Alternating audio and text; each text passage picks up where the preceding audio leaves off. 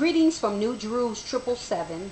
Right now, I'm just doing a video. It's not really a real video that I'm doing. It's just something that I came across to because I'm working on my next lesson here, my next video series, and it's regarding about the abuses in the evangelical fundamentalistic churches.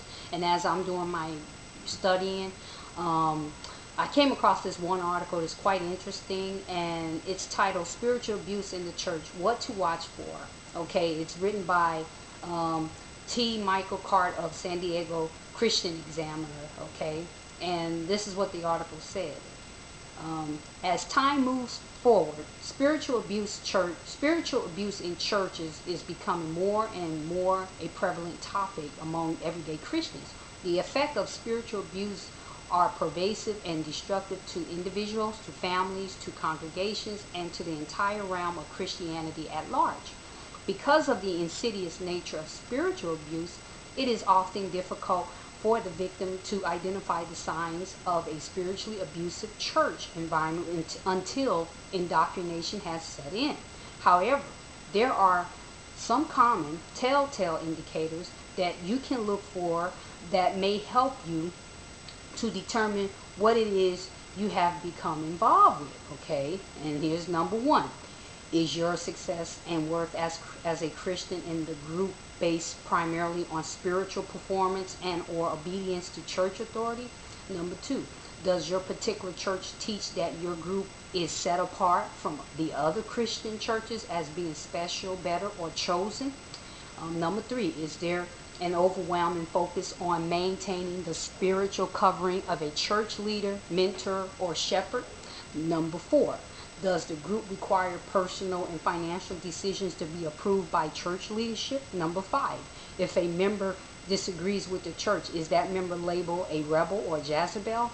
Number six, is open communication discouraged or even forbidden? Number seven, is disobedience to church authority considered the same as disobedience to God Himself? Number eight, are members discouraged from communicating with friends and family that don't agree with church policy or doctrine? Number nine, do church authorities decide what your spiritual gifts are? Number 10, when times become tough, is the member told that they don't tithe enough, have hidden sin in their lives, or that they need more accountability? Number 11, finally, do you feel the same joy in serving Christ that you did at the beginning of your relationship with the church? Or do you just feel performance anxiety and the intense need to ensure that you don't fail or mess it up? Okay. Now, these are just some of the signs of spiritual abuse in churches. If any one of these conditions exists, it is worth talking about with someone who has survived spiritual abuse in a church.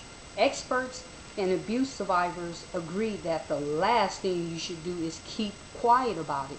Your pastor or clergy should be more than willing to address your concerns as well. Indignation or dismissal of the same is also a sign to watch for.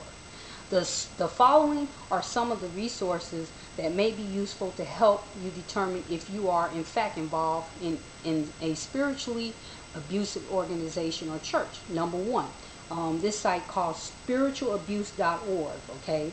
Number two, there's a book called The Subtle Power of Spiritual Abuse by David Johnson and Jeff Vomadaren. Okay. Number three, Churches That Abuse, written by Dr. Ronald Enroth.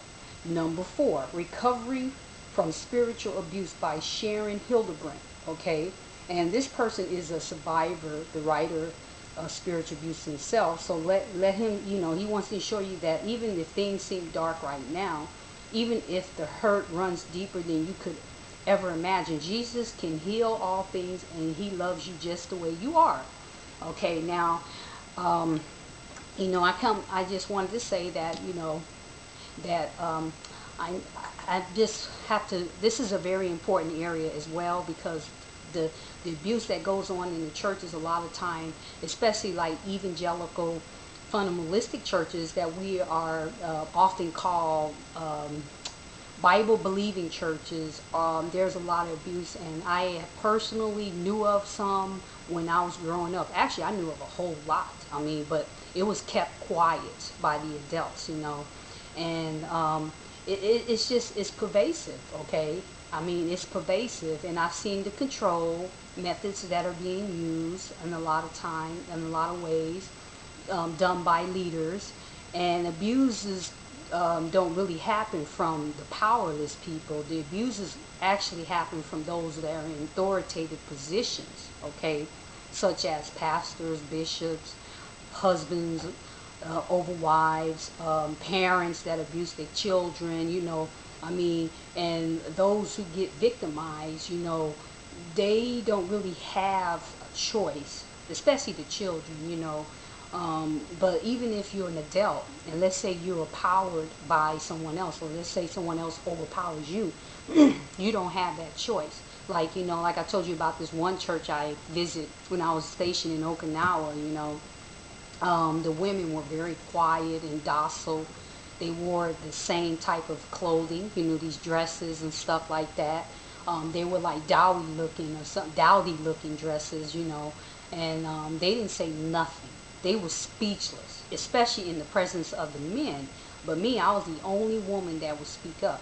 And these women would look at me like I was crazy. I mean, I know they wanted to speak up like I did, but they were afraid. It's something about this church. And I knew that there was a spirit behind this behavior. And the pastor was very controlling. I went to a couple of the Bible studies. It's very, very, very control-centered from the pastor. And he's the only one that spoke. He was the only one that gave Bible studies. He did not share his teaching with other people. Like other people didn't have any, he didn't allow anybody else to teach Bible study. And then if you had any questions, he demanded you to write notes quietly, ask your questions on a piece of paper to give to him. That's how he did that. And I thought that was kind of strange, I mean, it's one thing to be in order in the spirit of the Holy Spirit, okay, but it's another thing when you have control, okay, which is not necessarily good, this dictatorship control. And I want to just let you know that that's how this church was. And it was a couple of friends of mine. They was trying to get me to join this church for the longest, and I told them, no, I'm not joining the church. I'm not interested. I found the church home. I would tell them something like that, or I would just say I'm not interested. But I was very polite about it. I mean, they wanted me to join the church, and they kind of wondered what was wrong with me, but I didn't care. I don't let people control me that much. Okay, I might have been gullible in times. Okay, but I mean, I'm sorry. And they didn't bother me anymore after I told them, no, I don't want to go to your church. I mean, I just don't agree with some of the things about your church. And I was upfront about it, because I refuse to be a docile woman. Okay, I refuse to be a docile follower. I like to think for myself. That's God giving me the talent and the gifts to think for myself. I don't need anybody to tell me how to think.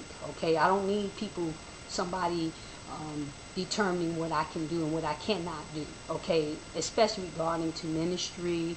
I mean, because I see this in a lot of churches. I refuse to join a church like that. I mean, I would never join a church like that. Never. Because I tell you right now, I refuse. And I see what happens, okay?